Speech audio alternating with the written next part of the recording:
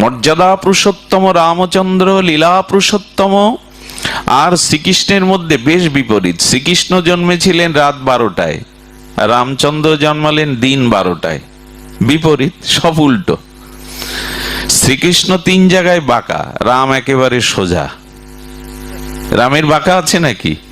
ত্রিভঙ্গ মুরারি, ত্রিভঙ্গ ঠাম, গোবিন্দের 3 জায়গায় বাঁকা। কিন্তু রামচন্দ্র অর্থাৎ গোবিন্দ লীলাটা খুব বাঁকা, সহজে বোঝা যায় না, কিন্তু রামচন্দ্রের লীলা একেবারে সোজা।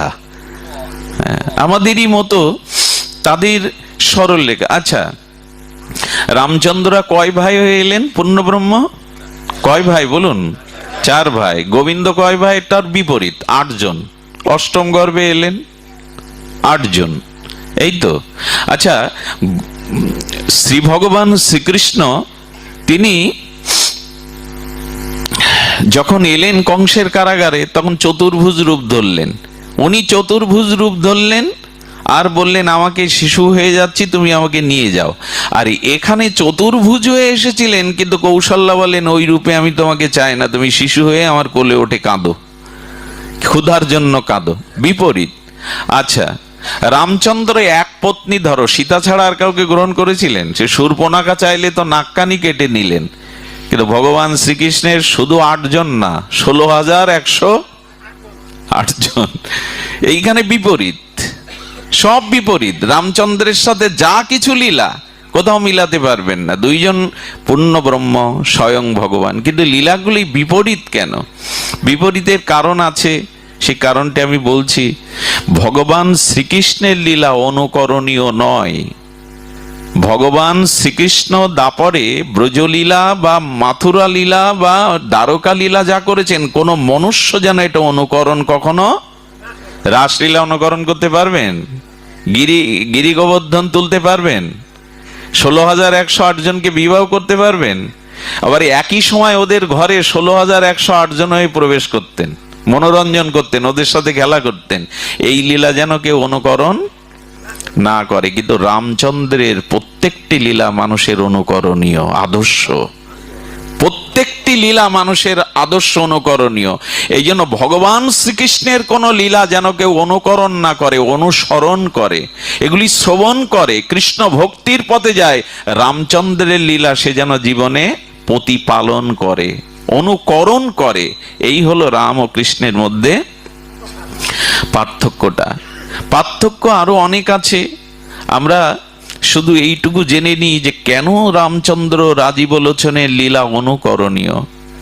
অনুকরণীয় যদি বলি, তাহলে দেখবেন প্রভু রামচন্দ্র পূর্ণব্রহ্ম হয়েও প্রভাতে ঘুম ভাঙার সাথে সাথে তিনি মাকে, পিতাকে, গুরুদেবকে আগে প্রণাম করতেন। সকালে উঠে ব্রাহ্ম মুহূর্তে উঠে রামচন্দ্রের প্রথম কাজ হলো ধরিত্রীর স্তব করে মাটিতে পা দিয়ে আগে মাকে প্রণাম করতে হয়। নিয়ম হলো পিতার থেকে মা অনেক বড়। সকালে উঠে আগে মাকে প্রণাম করতেন, পিতাকে, কিন্তু পিতামাতা এক জায়গায় থাকলে আগে পিতাকে করতে হবে, মায়ের সম্মানের জন্য। তাও মা কষ্ট পাবে, স্বামী তো তার গুরু বা বড়। এই জন্য এক জায়গায় থাকলে অন্তত পিতাকে আগে করতে হবে, কিন্তু নিয়ম হলো মা প্রণাম পাবে আগে। তো মাকে প্রণাম করে, পিতাকে প্রণাম করে, শ্রী গুরুবর্গকে প্রণাম করে প্রতিদিন আন্নিকে রত হতেন। আচ্ছা, এই রামের এই মর্যাদা পুরুষোত্তমের এই অনুকরণটা এখন করি কি আমরা? আর করেছি আমরা? পিতামাতার প্রণাম এখন হিন্দু ধর্মের ছেলেরা 2 বার করে। বিয়েতে যাওয়ার সময় একজন বলে দেয়, নে পাত ধুলোটা নে, আর মরে গেলে তেল হলুদ মাখায় একবার মাথা নত করে। এ বাদে প্রতিদিন প্রণাম করা তুলে দিয়েছে।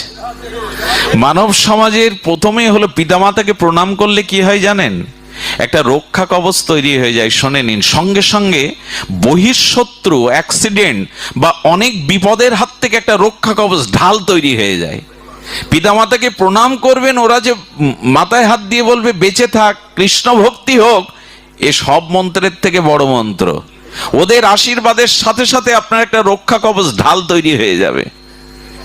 ভগবান, বেদ ভগবান বলেছেন আশীর্বাদটা দেওয়া আছে পিতামাতার চরণে, প্রণাম করলেই সে কৃপা পাবেই পাবে।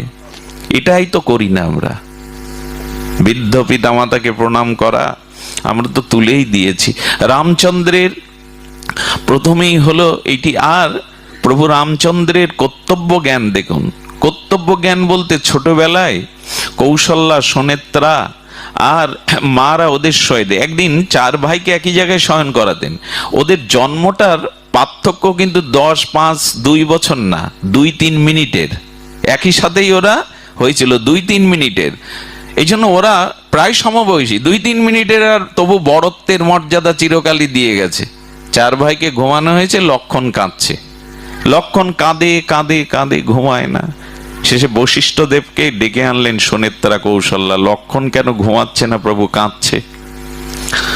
বশিষ্ঠ দেব এসে হেসে ফেললেন, বলেন ওদের শয়নের ক্রমটা ঠিক হয়নি, এই জন্য লক্ষণ ঘুমাচ্ছে না, কাঁদছে। বুঝতে পেরেছেন?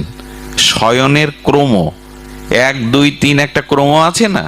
তার মানে রামের পাশে ভরতকে শয়ন করিয়েছে, ভরতের পরে শত্রুঘ্ন, লক্ষণকে রেখেছে লাস্টে। বশিষ্ঠদেব বললেন কাঁদবেনই তো, 1-এর পরে 3 হয় না, 1-এর পরে 2 হয়। লক্ষণকে রামের চরণের পাশে ঘুমাতে না দিলে ওর ঘুমও আসবে না, কান্নাও থাকবে না। আহারে! সঙ্গে সঙ্গে বশিষ্ঠদেব ভরতকে সরিয়ে রামের চরণের কাছে লক্ষণকে রাখলেন, নাক ডাকিয়ে ঘুমাতে লাগলো লক্ষণ। জগতে কি শিক্ষা দিলেন? ভাইয়ের প্রতি কর্তব্য দেখুন। ভাই ভাইয়ের এখানে কর্তব্য পরায়ণতা দেখুন। তিনি সাথে সাথেই ঘুমিয়ে পড়লেন।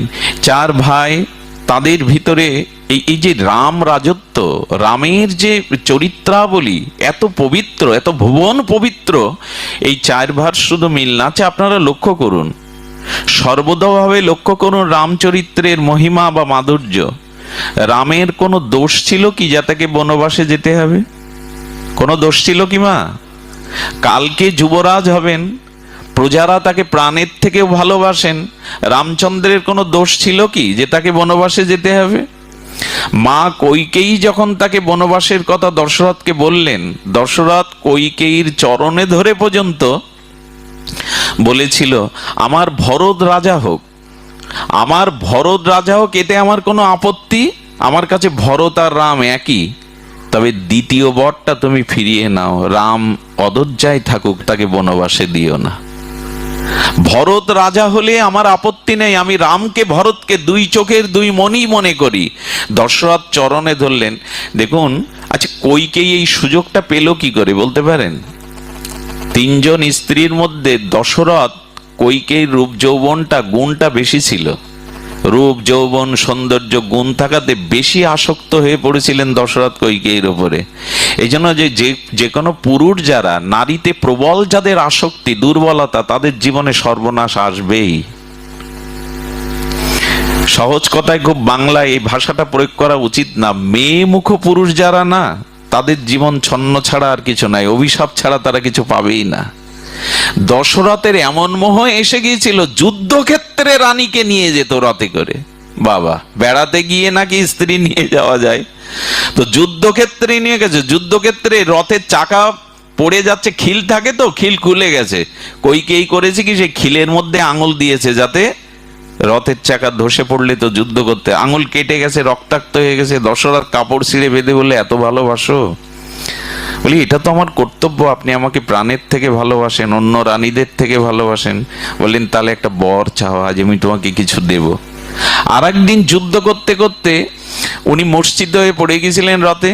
কইকেয়ীর গুণ ছিল, তিনি সঙ্গে সঙ্গে কি করলেন, ঘোড়ার লাগাম ধরে যুদ্ধে শত্রুকে পরাস্ত করে ওনাকে সুস্থ করেছিলেন। এই 2 দিনে 2 আবেগের 2 বর। সেটা যখন বলছেন তুমি ভরতকে রাজা করো, রামকে বনবাসে পাঠিও না, তোমার চরণ ধরে পা ধরে আমি দশরথ, আমি চক্রবর্তী রাজা, তুমি এইটা করো না। বলল দিতে হয় দিন, দিতে হয় বর দিন, নাই বলুন আপনি মিথ্যাবাদী। ছলো না, দেখুন আপনি মিথ্যাবাদী। আচ্ছা, দশরথ তখন বলছেন রাম বনবাসে গেলে আমি বাঁচবো না, আর আমি মরে গেলে তুমি বিধবা হবে। কি বললো জানেন? দেখুন, অতিরিক্ত কোনো বস্তুর প্রতি মোহ আসলে কি হয়। বলল বিধবা যদি, বৈধব্য যদি আমার কপালে থাকে তো হবে, তাতে কি আছে? এই হলো অতিরিক্ত আসক্তির পরিণাম। এই বর দুটো না দিতে চাইলে এটা ঘটতো। রামায়ণের প্রতিটা পংক্তি, প্রতিটা কথা মানব জীবনের চরম আদর্শ।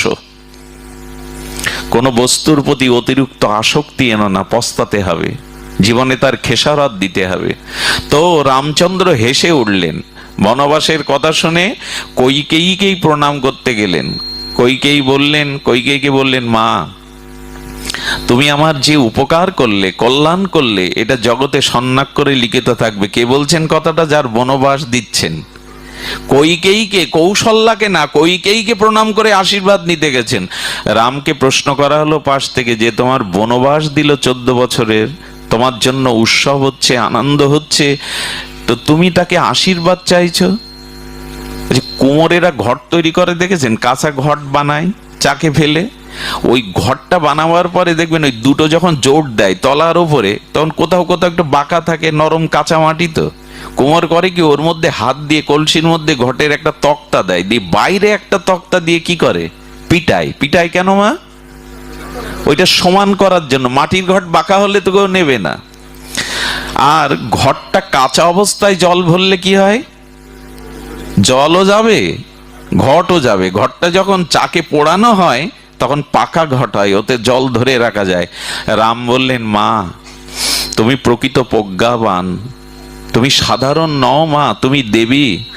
রাম যদি অযোধ্যার সিংহাসনে এই বয়সে বসতো, রাম বাঁকা হয়ে যেত, রামের প্রকৃত জ্ঞান হতো না। তুমি পিটায়ে তুমি আমাকে সোজা করার চেষ্টা করছো মা।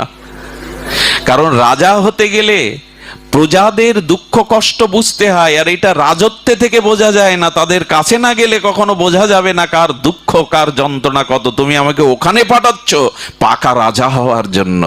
আর মা, অগ্নিতে না পোড়ালে সে খাঁটি বা পাকা কখনো হয় না।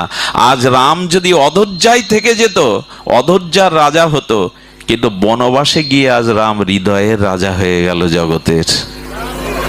কথাটা আপনারা বুঝতে পারেননি। রাম অযোধ্যায় থেকে গেলে অযোধ্যার নৃপতি রাজা হতো, কিন্তু বনবাসে যাওয়ার পরে রাম জগতের রাজা হলেন, হৃদয়ের রাজা হলেন, এত বড় ত্যাগের কারণে। আচ্ছা, এইটা রামের ভাবনা, কইকেয়ীর ভাবনা নয়। রাম ভাবছে এই ভাবনা। চিন্তা করা যায় যে মা তাকে বনবাসে দিচ্ছে, তাকে বলছেন, মা এই আমাকে তুমি প্রকৃত রাজা করবার জন্য। আর রামের মুখে তখন হাসি, কপট হাসি না, কিন্তু আমরা বাইরে দুঃখ ভেতরে দুঃখ রেখে কপটতা করে বাইরে হেসে ফেলি। রাম ওরকম হাসছে না। বনবাসে যাওয়ার জন্য কেউ হাসে, কেউ ভেতর থেকে আনন্দ করে কেন জানেন? এই রাজপুরীতে রাজকার্যে থাকলে আমার জীবনের সর্বশ্রেষ্ঠ সাধনা হতো না। সেই সাধনাটা হলো বনবাসে গেলে 14টা বছর আমি সাধু সঙ্গ, ঋষিমুনির সঙ্গ করতে পারবো, ভগবত আলোচনা করতে পারবো। এই সুযোগটা, এই আনন্দটা তুমি করে দিলে মা। কি অদ্ভুত দর্শন রামের। আজকে দিনে আমি রাম কথা খুব বেশি বলি না, কিন্তু দীনেশ দার পিতা ঠাকুর চলে গেলে রামায়ণই হয়েছিল। তবে রাম কথা কৃষ্ণ কথা আলাদা নয়, বরঞ্চ কলিযুগে কৃষ্ণ কথায়। তবে আমরা রামের চরিত্রটা এই কারণে জানবো, জানা খুব দরকার। দেখুন, জীবনে রাজত্ব পাওয়ার থেকে যদি সাধু সঙ্গ পাওয়া যায়, এটা অনেক বড়। রাম এত মর্যাদা পুরুষোত্তম হতে পারত না। ভরতদাস, অগস্ত্য, পুলস্ত্য, বাল্মীকির সঙ্গ করে 14 বছর কাটিয়েছেন উনি। ঋষিমুনির আশ্রমে এই শাস্ত্র আলোচনা সাধু সঙ্গের মধ্যে কাটিয়েছেন। কারো জীবনে কখনো কল্যাণ হতে পারে না যদি সে সাধু সঙ্গ না করে। সীতামা, মা তোমরা তো আছো, সীতামা বলছে, প্রভু আমি এক কাপড় পরে এসেছেন, প্রভু আমি তোমার সাথেই বনবাসের সাথী হব। না সীতা, তুমি কোমলা, তুমি রাজনন্দিনী, সেই কণ্টক পথে বনের হিংস্র শপথ জীবজন্তুর মধ্যে তোমার বাস করা শোভা নয়। কিন্তু আমি যে অগ্নি সাক্ষী করে বলেছিলাম, ইহকাল পরকালের সুখ দুঃখের আমি অর্ধাঙ্গিনী। রাজা জনক এসেছিলেন, কিন্তু জনকের সাথে সীতা যায়নি। এই দেখো মা, স্বামীর ব্যথায় ব্যথিত, স্বামীর সুখেই সুখী, স্বামী দুঃখের দুঃখী, এইটা পতিব্রতা রমণীর অনন্য সর্বশ্রেষ্ঠ ধর্ম। সীতামা সেটা জানালেন। হ্যাঁ, আয়না করতে পারলে, ভালো খেতে না দিতে পারলে আমরা তো ছেড়েই চলে যাই, খোটা দেই। কিন্তু বনবাসে যাচ্ছে রাম, 14 বছরের এক কাপড়েই দাঁড়িয়ে গেলেন। সীতাকে বললেন, আমি তোমায় নিতে পারি না, আমি তোমায় নিতে পারি না, তুমি কোমলা স্বভাবা, তুমি কষ্ট পাবে, পারবে না, এই কঠিন জীবনযাপন তোমার জন্য নয়। বললেন, প্রভু আমি তোমার সাথেই জীবন মরণ না, ইহকাল পরকাল না, সর্বদা তোমার অর্ধাঙ্গিনী সহধর্মিনী হওয়াই আমার পতিব্রতা, আমি না অধৈর্যায়। আচ্ছা, দশরথ বললেন, মা রাম গেলেও আমি বেঁচে থাকবো। কৌশল্যা বললেন, মা তুমি যেও না। বললেন, এইটা আমার পতিব্রতা ধর্মের অধিকার, আমি রাজপুরীতে থাকতে পারবো না। লক্ষণ এসে উপস্থিত। লক্ষণ, হ্যাঁ দাদা, আমি তো জন্মেছি তোমার চরণ সেবার জন্য। বিয়ে করা স্ত্রী 14 বছর বয়স। সুনেত্রা 14 বছর বয়সের বধূ ঘরে। লক্ষণ এসে বললেন, দাদা আমি প্রস্তুত। লক্ষণকে বললেন, বনবাস তোমার হয়নি, বনবাস তোমার হয়নি। বললেন, আমি সিংহাসনে বসে। রামচন্দ্র বললেন, তুমি সিংহাসনে বসো, পিতার সেবা করো, মায়ের সেবা করো, প্রজার সেবা করো। লক্ষণ তখন কি বলেছিলেন জানেন? আমি এক পদও চাই না, প্রধানমন্ত্রীর পদ, রাষ্ট্রপতির পদ। একটু কমিয়ে দাও, ফিডব্যাক আসছে। প্রধানমন্ত্রীর পদ, রাষ্ট্রপতির পদ একটা তো। লক্ষণ বললেন, আমি লোভী, আমি দুটো পদ চাই, আমি রাজীব চলন প্রভু রামের 2 পদও চাই, আমি এক পদ সিংহাসন চাই না। কেন রামের ভাই বলে, এই দেখুন আজকে ভাইদের মধ্যে এটা আছে। রামায়ণ কেন আমাদের জীবনের অঙ্গীভূত করতে হবে? কেন রাম চরিত্র, লক্ষণ চরিত্র জানতে হবে? দাদা, হে প্রভু আমি 2 পদও চাই, এক পদও আমি চাই না। যখন বললেন রাম, আমি আদেশ দিচ্ছি তোমায়, আমি যদি তোমার প্রভু হই, বড় দাদা পিতার সমানে আদেশ দিচ্ছি তুমি সিংহাসনে বসো। লক্ষণ হাত জোড় করে বলল, আদেশ মৃত ব্যক্তির জন্য দেওয়া উচিত। কি বললেন কথাটা? মৃত ব্যক্তির কোনো আদেশ উপদেশ প্রয়োজন কি বাবা? লক্ষণকে বলছেন, রাম তুমি তো আমার সামনে দাঁড়িয়েই কথা বলছো, তুমি মৃত কি করে? প্রভু আপনি সব জানেন, অন্তর্যামী, তবে শুনুন, আপনি অযোধ্যা থেকে 1 পা বনবাসের দিকে পা বাড়ালে আমি মৃত, কারণ দেহ লক্ষণের, প্রাণটা হলো রাম। আহারে, দেহটা লক্ষণের, কিন্তু আমার হৃদয়টা, আমার আত্মাটা হলো রাম। তুমি বনবাসে পা বাড়ালেই আমার মৃত শরীর, মৃতর জন্য কোনো সিংহাসন হতে। রামের চোখে জল ভরে গেছে। লক্ষণ, তবে মা যদি অনুমতি দেয়, স্ত্রী যদি অনুমতি দেয়, তবে আমি তোমায় নিতে পারি। সুনেত্রা মা কি করলো জানেন? এগিয়ে এসছে বরণডালা নিয়ে। লক্ষণ, ঘরে যেতে তোর বিলম্ব হবে, এটা তো রাজপুরী, তাই আমি এগিয়ে এসছি তোকে তিলক পরিয়ে দিতে, যে তুই রামের সাথে বনবাসে যাতে বিলম্ব না হয়। এই না হলে মা গো, হ্যাঁ আদর্শ দেখুন। সুনেত্রা বলছেন ঘরে যেতে তোর বিলম্ব হতে পারে, তাই আমি তিলক নিয়ে এগিয়ে এসছি তোকে রামের সাথে পাঠাবো বলে। বলে, মা আশীর্বাদ করো। কি আশীর্বাদ করলেন জানেন? সুনেত্রা স্তম্ভিত হয়ে যেতে এগুলো শুনলে। কি আদর্শ, কি মর্যাদা রেখে গেছেন। বললেন, আজ থেকে এই অধৈর্যা তোর কাছে বন, আর বনই তোর কাছে অধৈর্যা। আরে কি শিক্ষা দিচ্ছেন! আর আজ থেকে তোর পিতা দশরথ, তোর এই প্রভু রামচন্দ্রই তোর পিতা, আর তোর মা এই সুনেত্রা, আজ থেকে মা জানকী সীতা। দেখিয়ে দিলেন পথ, তোর পিতা হলো রাম। সেই দিন থেকে লক্ষণ মা সীতার পায়ের দিকে ছাড়া তাকাতেন না। মা বলে দিয়েছে, সীতাই তোর মা এবং লক্ষণই তোর পিতা। আজ থেকে আমি তোর মা নই, সীতাই তোর মা। তুই তাদের চরণ সেবা না করে ঘুমাবি না, দাদাকে ঘুম পাড়িয়ে চরণ সেবা করবি, দাদার পদ সেবা করবি, সব ব্যবস্থা করবি যেন রামের কোনো কষ্ট না হয়। সীতা এবং লক্ষণ এইভাবেই বেরিয়ে গেছিলেন রামের ভালোবাসায়।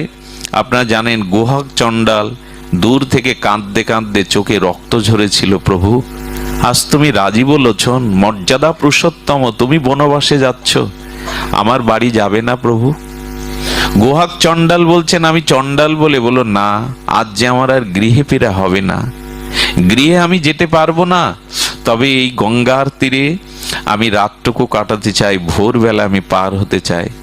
কি করেছিলেন জানেন? গুহক চণ্ডাল ঘাস দিয়ে আসন তৈরি করে সীতামা আর রঘুপতি রামের জন্য একটা বিছানা করে দিয়েছিলেন, আর ওইখানে সকলে ঘিরে বসে রাম চরিত্র শুনেছিলেন লক্ষণের মুখে। আর ভোরবেলা আপনারা পারের কথা তো জানেন, অনেকবার বলেছি, এটা বড় চমৎপ্রদ। ওই যে রামকথা গুণকীর্তন হচ্ছিল, ওর মধ্যে ওই ঘাটের একজন পাটনি, কিবট, কিবটকে কি বলে, নৌকা পারাপার করার পাটনি, নাম হলো মাধব পাটনি। মাধব পাটনি রামচরিত্র শুনে সকালবেলা গুহাক চণ্ডাল তো রাজা চরণে গিয়ে বললেন, রাজা আপনার মনে আছে একবার আপনি এই জঙ্গলেই মূর্ছিত হয়ে পড়ে গেলে আমি আপনাকে সেবা করেছিলাম, আমাকে একটা বর দিতে চেয়েছিল। বলে, হ্যাঁ রে, গোয়াক চণ্ডাল তো রাজা, উপজাতিদের রাজা। বলেন, আমি তোকে বর দিতে চেয়েছিলাম, স্মরণ আছে, চেয়ে নে। বলে, আগামীকাল সূর্য ওঠার সাথে সাথে প্রভাতে প্রভু রামচন্দ্র, মা জানকী, লক্ষণকে নিয়ে পার হবে। আমার বর হলো এই খেয়াঘাটে অনেক ভালো ভালো ময়ূরপক্ষী নৌকা আছে, আমার নৌকাটা ভাঙা। আমার বর হলো কাল সকালে এই খেয়াঘাটে যতদিন প্রভু পার না হবেন, যতক্ষণ আমার নৌকা ছাড়া ঘাটে অন্য নৌকা যেন না থাকে। বুঝতে পেরেছেন রহস্যটা? প্রভুকে পার করবেন, ভাঙা নৌকা তো, যদি না ওঠেন। রাজাকে সুস্থ করে বর নিয়ে নিলেন, প্রভাতে গামছা মুড়ি দিয়ে গামছাটা মাথায় বেঁধেছে, হালটা হাতে নিয়ে নৌকার ওই পাশে দাঁড়িয়ে নৌকাটা একটু নদীর তীর থেকে একটু দূরে সরিয়ে রেখেছেন। রামচন্দ্র ভগবান তিনি কি করেছেন, আজ ভোরের আলো উঠবার সাথে সাথে তিনি সুমন্তকে বলছেন, সুমন্তকে আনতে পাঠিয়েছিল, রথ নিয়ে আনতে পাঠিয়েছিল। রথ নিয়ে যখন আনছেন, সুমন্তকে বলছেন, ফিরে যাও, 14 বছর পরিপূর্ণ না হলে আমি ফিরে যাব না। সুমন্ত যাচ্ছে না, কাঁদছে, প্রভু পার হবেন। প্রভু রামচন্দ্র আর লক্ষণ সীতামা এসে বলছেন, রামচন্দ্র নিজেই বলছেন, ওগো মাঝি ভাই, দয়া করে পার করে দেবে। আচ্ছা, ভগবান যদি কোনো নৌকা পার হয়, আপনি আমি এরকম বলি তো হাত জোড় করে, মাঝি ভাই আমাকে পার করে দাও। আমাদের সুরটা থাকে, এই মাঝি তাড়াতাড়ি আয়, হ্যাঁ, এই রিক্সা যাবি। এইসব কথা যতই ধনী হন মানিয়ান এই জাতীয় উচ্চারণ করবেন না। কিবটের চোখে, পাটনির চোখে জল এসে গেছে, আর স্বয়ং ভগবান আমার খেয়াঘাটে অনুরোধ করছে, মাঝি ভাই পার করে দেবে। এই না হলে তুমি ভগবান, এই না হলে তোমার ভগবানত্ব। শুনেও শুনছে না। রামচন্দ্র যখন 2-3 বার বলছে, ভাই আমাকে দয়া করে পার করে দাও, বেলা উঠে যাচ্ছে, লক্ষণের তো চিরদিনই রাগ। বলেন, দাদা তোমার ভক্ত যারা হয় তারা কেউ তোমার কথা শোনে না, অথচ তোমার ভক্ত। লক্ষণের তো একটু রাগ বেশি। মা বলছে, তুমি ডাকছো এত করে, শুনছে না তো, যে তোমার ডাক শোনে না সেই হয় তোমার। রামচন্দ্র ওর মধ্যেও হাসছেন, হেসে বলছেন, ডাক না শোনার 2টো কারণ। এক, কারো প্রতি কারো বিদ্বেষ থাকলে সে তার ডাক শোনে না, আর কারো প্রতি কারো খুব বেশি গাঢ় প্রেম থাকলে সহজে সে তার ডাক শোনে না। লক্ষণ, তোমার জানা নেই ও কেন ফিরছে না, তবে বলি শোনো, যে ডাক না শোনে সেই বেশি, তার সাথেই বেশি আমার হৃদয়ের সম্পর্ক। তার কারণ কি জানো? কোনো দোকান খুলে সকালবেলায় যদি বাকি খরিদ্দার আসে, দোকানদার মনে মনে একটা কথা বলে, আর সারাদিন এই বাকিতেই যাবে। তো শুরু করেছে তো তুমি আর সীতা। আচ্ছা, সীতা বা তোমার কি বনবাস হয়েছিল? না। আমি কি তোমাদের নিষেধ করেছিলাম আমার সাথে না আসতে? শুরুটা তো করলে তো সকাল থেকে তোমরাই। এখন যার কাছে যাবো সে আমার কথা শুনবে না।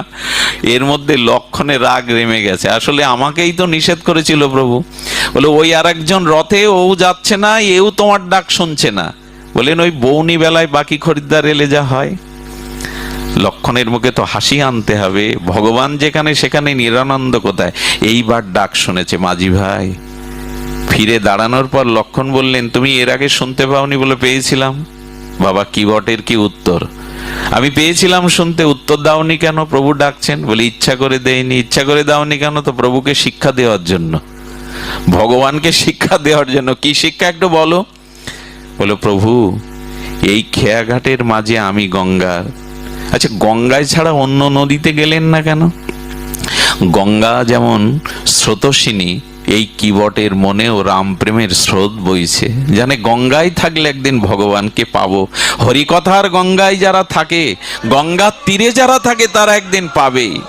কিবট তখন বলছেন, শিক্ষাটা হলো এই, শিক্ষাটা হলো এই, প্রভু তোমার খেয়াঘাটে এই জগৎ জীব একদিন যাবে, তোমার খেয়াঘাটে একদিন সমস্ত জীব যাবে। আমি তোমাকে এই শিক্ষা দিচ্ছি, সেদিন এক ডাকেই তাদের পার করে দিও। বেশি ডাক দিলে যেমন যাত্রীর কষ্ট হয়, তুমিও যেন তোমার পারে কাউকে এই কষ্ট দিও না। চিন্তা করা যায় এসব কথা প্রভু। তোমার ঘাটে যখন যেদিন আমরা জীব যাবে, সেদিন এক ডাকেই নৌকা কুলে ভিড়িয়েও যেন দেরি করো না, এই শিক্ষাটা দিলাম আমি। রামচন্দ্রের চোখে চিকচিক করে উঠল জল। কি বট, আমি কথা দিচ্ছি আমার ঘাটে যারা যাবে আমি তাদের দুই ডাক দিতে দেব না। এখন তো পার করো। বললেন প্রভু তোমাকে আমি পার করব না, সামনে যাও, গঙ্গা শুকিয়ে গেছে, মাজার সমান জল, পার হতে পারবে, যাও, আমি তোমাদের নৌকায় পার করব না। বলে কি? রামচন্দ্র মৃদু মৃদু হাসছেন। লক্ষণ তো রাগের অভ্যাস, পার করবি না মানে? লক্ষণকে বলছেন আসতে। বলেন প্রভু, রামচন্দ্র তখন বলছেন আমি লক্ষণ পার হতে পারবো, তোমার মা এক কাপড়েই চলে এসছে জানকী, ও পার হতে পারবে না, তুমি দয়া করে পার করে দাও। বলে একটা সত্য আছে প্রভু, তোমার কথায় আমি পার করতে পারি, তোমার সাথে আমার শত্রুতা নেই, তোমার চরণের সাথেও শত্রুতা নেই, কিন্তু তোমার চরণ ধুলির সাথে আমার শত্রুতা আছে। কেন জানেন? বললেন আমি গতকাল শুনেছি ঠাকুর, তোমার লীলা কথা রাত জেগে শুনেছি, তুমি নাকি এক পাষাণের উপর তোমার পা তুলে দিয়েছিলে, সেই পাষাণী নারী মূর্তি হয়ে গেছে, মানবী হয়ে গেছে পাষাণী। তা আমার নৌকাও যদি তোমার চরণ ধুলো দাও, আর এ যদি মেয়ে ছেলে হয়, এক স্ত্রীকে টানতে পারছি না, আবার একে কি করে টানবো? বোঝা গেল কথাটা। নিন্দার ছলে কিভাবে রামের চরণের ধুলির প্রশংসা করছে। তুমি নাকি পাথরের উপরে অহল্যা উদ্ধার, পাষাণীর উপরে পা দিলে নাকি তোমার সেই চরণ ধুলিতে মানবী হয়ে গেল পাষাণী। আমার নৌকাও যদি আর একটা স্ত্রী হয়ে যায় প্রভু, টানতে পারবো না, এক স্ত্রীকে সামাল দিতে পারছি না, আর ওকে কি করে টানবো? তো তখন লক্ষণ একটু মজা করে বলছেন, স্ত্রীকে বোঝাবে, এও যদি স্ত্রী হয়ে যায় স্ত্রীকে বোঝাতে পারবে না? এখন প্রভুকে বোঝাচ্ছ খুব ভালো করে, হ্যাঁ, ভগবানকে বোঝাচ্ছ, ঘরের বউকে বোঝাতে পারবে না? আস্তে আস্তে বললেন, ভগবানকে বোঝানো সহজ, ঘরের মানুষকে বোঝানো খুব কঠিন প্রভু। ভগবানকে বোঝানো যায়, ঘরের মানুষকে বোঝানো যায় না লক্ষণ ঠাকুর। ভগবান সরল, তাকে বোঝানো যায়। রাম বললেন উপায় বলো। বলে উপায় একটা আছে প্রভু, আমি জল ছেঁচি যে কাঠের, এটা ওর উপরে দাঁড়াতে হবে, আর আমি তোমার চরণ ধুয়ে সমস্ত ধুলোগুলো ধুয়ে দেব, তারপরে উঠতে আর সমস্যা নেই। বুঝতে পেরেছেন রহস্যটা? কোথায় যেতে চাইছে ও? মুনি ঋষি যোগী লক্ষ্মী দেবী, যার চরণ ওইভাবে সেবার সুযোগ পায় না, দাবি করে বসলো। রাম বুঝতে পেরেছেন ওর মনের কথা। ঠিক আছে, সেই কাঠ জল ছাঁচার সেই কাঠের যন্ত্রের উপর দাঁড় করেছে, এই যে ওর উপরে দাঁড়ানো যায়। রাম যখন কাঁপছে দাঁড়িয়ে, তখন বলছে প্রভু তোমার বুদ্ধি শুদ্ধি কম, তুমি আমার মাথায় হাতটা দিয়ে ঠেকান দিয়ে দাঁড়ালে তো আর পড়বে না। একদিকে চরণ আর মাথার উপরে প্রভুর হাত, এই না হলে আদায় করে নেওয়া ভগবান রে। রামচন্দ্র দক্ষিণস্থ মাথায় রেখেছে। লক্ষণ বলছে জল কই চরণ ধোবে তুমি? পাশে গঙ্গা, এক ঘটি জল আনো। বললেন ওটা তো ব্রহ্মা ধুয়ে দিয়েছিলেন, তার থেকে গঙ্গা, আমি লোকের জল নেব কেন? আহারে, ওটা তো ব্রহ্মা গোবিন্দের চরণ ধুয়েছিল, তাই গঙ্গা, আমি লোকের জল নেব কেন? তোমার জানা নেই লক্ষণ, আমার মধ্যেই দুটো গঙ্গা আছে, আমার নয়নের দুই জল দিয়েই আমি প্রভুর চরণ ধুয়ে দেব। চোখের জলে আজ প্রভুর চরণ ধুয়ে দিলেন। সীতামা দাঁড়িয়ে দাঁড়িয়ে বলছেন কি ভাগ্য তোর, যোগী মুনি ঋষি, অনন্ত কোটি ব্রহ্মাণ্ডের কত মহর্ষি তপস্বী যোগীন্দ্র এই ভাগ্য পায় না। তুই আর সেই প্রেমে রামচন্দ্র কাঁপছেন। লক্ষণ বলছে চরণ তো ধুয়ে দিলে, কিন্তু নৌকায় উঠতে গেলে যে আবার পাটা মাটিতে দিলে ধুলো লাগবে। বলে ঠাকুর যাদের রাগ বেশি এদের বুদ্ধি কম, আমি প্রভুকে কাঁধে করে নৌকায় তুলবো, তাহলে তো আর ধুলা লাগবে না।